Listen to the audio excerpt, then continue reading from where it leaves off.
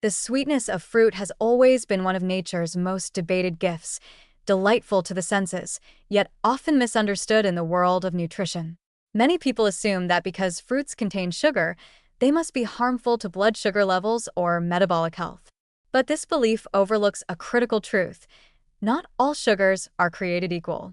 The natural sugars found in whole fruits exist within a complex biological framework, one that includes fiber, water, vitamins, minerals, and antioxidants that work together to soften sugar's metabolic impact.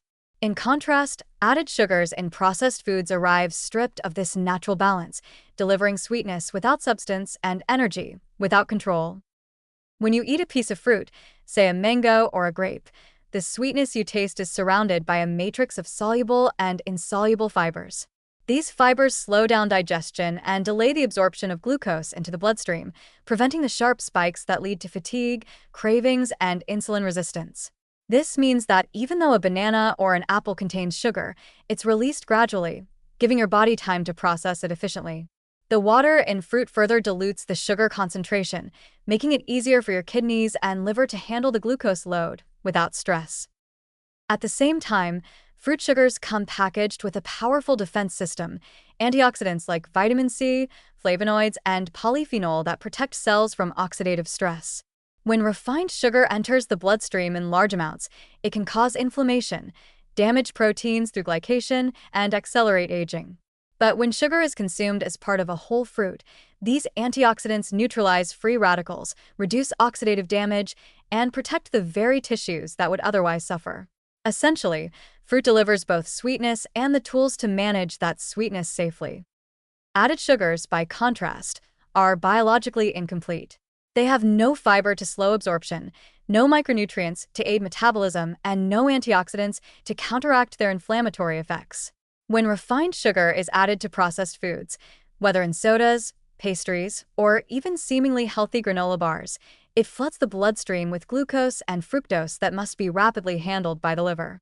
Over time, this metabolic strain leads to fat accumulation, insulin resistance, and chronic inflammation. It's not sweetness itself that's the enemy, it's sweetness divorced from the natural context that fruits provide. Whole fruits also encourage healthier eating behavior. Because they take time to chew and digest, they create a natural sense of satisfaction that sugary beverages and candies never do.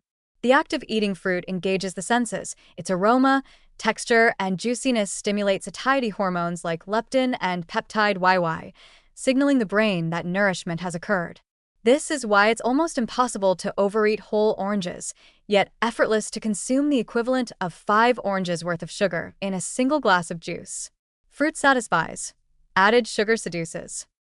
From a metabolic perspective, the vitamins and minerals in fruit also play crucial roles in sugar processing. Vitamin C enhances insulin sensitivity, magnesium supports glucose transport, and potassium regulates electrolyte balance and blood pressure, factors that collectively stabilize energy and protect against metabolic syndrome. These nutrients work like a built-in safety mechanism, ensuring that the body's response to natural sugar is measured, not chaotic. Even the diversity of fruit sugars contributes to their gentler impact. Fructose, glucose, and sucrose appear together in natural proportions, accompanied by fiber that limits how much can be absorbed at once. In contrast, high fructose corn syrup and refined sugar provide concentrated sweetness with no regulating components, overwhelming the body's systems. The difference is not only chemical but ecological. Fruit nourishes the body's internal ecosystem, while refined sugar disrupts it. The paradox of sweet fruits, then, is that they remind us sweetness itself is not the problem, context is. When consumed as part of whole, living food, sweetness becomes life-giving, hydrating, and metabolically balanced. It comes with nature's built-in safeguards that humans have spent millennia evolving to handle. The danger arises only when we isolate and amplify that sweetness, removing its natural regulators and turning nourishment into overexposure. In this sense, eating fruit is not a compromise. It's a return to balance. The sweetness of fruit teaches moderation, resilience, and respect for the body's natural rhythms.